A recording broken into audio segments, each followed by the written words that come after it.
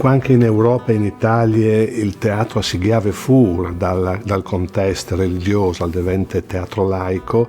Anche in Friuli cominciano a avere testimonianze di test teatrali, sono dialoghi o contrasti, no? che testimoniano già queste volontà di fanassi un teatro laico furlan. Hermes di Colloredo è l'autore sicuramente più importante, però sono due momenti veramente fondamentali della storia del teatro furlan. Il primo lo vin alla metà dal Ottocento, no? Anche in Italia si comincia a fare di Nazione Unita, di Patria, di Italia. Proprio in quel momento in Friuli, anche per contrastare queste tendenze unitarie, si rivendica una specificità dal Friuli. E il teatro furlan ha una forza importante in queste azioni.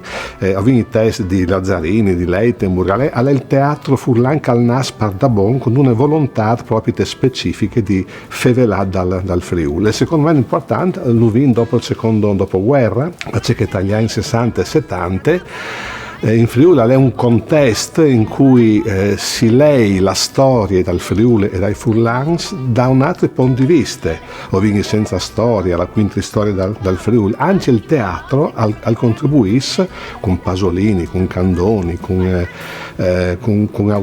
Ciro Angeli a fevelà dal Friuli e dai furlans con una modalità nuove che si disbrighe via da tradizione che voleva il Friuli Sotan e sito.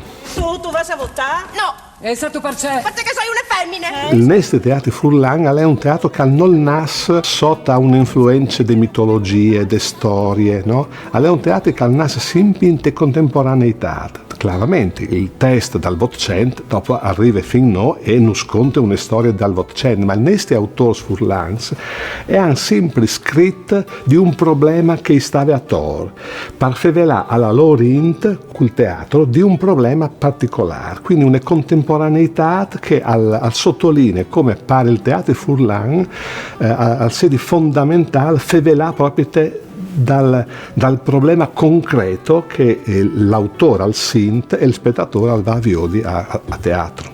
È una forma di resistenza a una società che dal mercato, che in Friuli invece arriva a contrastare manco un tic. E grazie proprio anche al teatro, perché gli autori teatrali furlans che scrivono in UE hanno dentro dal sangue queste idee di resistenza, di originalità, di barriere quindi la globalizzazione.